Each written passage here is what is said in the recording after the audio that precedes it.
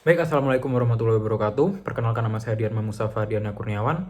Saya berasal dari 2011 Mikologi dan memiliki nomor absen 13 dengan nama medis Cryptococcus neoformans.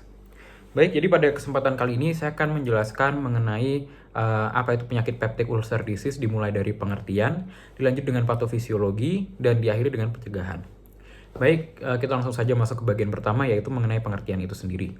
Di mana peptic ulcer disease ini merupakan luka pada mukosa lambung atau duodenum akibat adanya ketidakseimbangan dari faktor agresif dan juga dari faktor protektif. Di mana untuk faktor agresif itu sendiri bisa seperti contohnya berasal dari asam lambung, pepsin, infeksi Helicobacter pylori, dan juga ada dari NSAID. Sebelum itu lanjut ke faktor protektif, di mana faktor protektif itu sendiri bisa berasal dari mukus, prostaglandin, aliran darah mukosa, dan lain sebagainya. Kemudian saya akan lanjut kepada lokasinya ini, di mana luka peptic ulcer disease ini biasanya terjadi pada duodenum atau ulcus duodeni dan juga lambung atau ulcus gaster. Kemudian kita akan lanjut ke bagian patofisiologinya, di mana untuk patofisiologinya yang pertama adalah infeksi pylori itu sendiri, di mana infeksi ini dapat merusak mukosa yang kemudian meningkatkan sekresi asam. Kemudian yang kedua ada dari NSAID, di mana NSAID ini menghambat adanya sintesis prostaglandin, yang mana hal ini dapat berakibat pada menurunnya mukus dan juga bikarbonat. Kemudian yang ketiga adalah asam pepsin berlebihan, yang mana asam pepsin berlebihan ini bersifat erosif terhadap mukosa.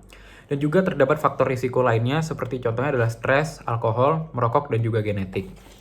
Kemudian untuk hasil akhir dari kerusakan mukosa inflamasi ini yaitu adalah terbentuknya ulkus atau luka dalam. Kemudian lanjut ke bagian terakhir, yaitu adalah pencegahan. Seperti yang saya sebutkan sebelumnya, bahwa pada patofisiologinya itu ada faktor resikonya antara lain stres, alkohol, dan juga merokok, di mana hal ini bisa kita antisipasi atau kita melakukan usaha preventif dengan cara seperti memodifikasi gaya hidup kita, yaitu memperbaiki gaya hidup kita, seperti contohnya menghindari rokok atau mengurangi rokok.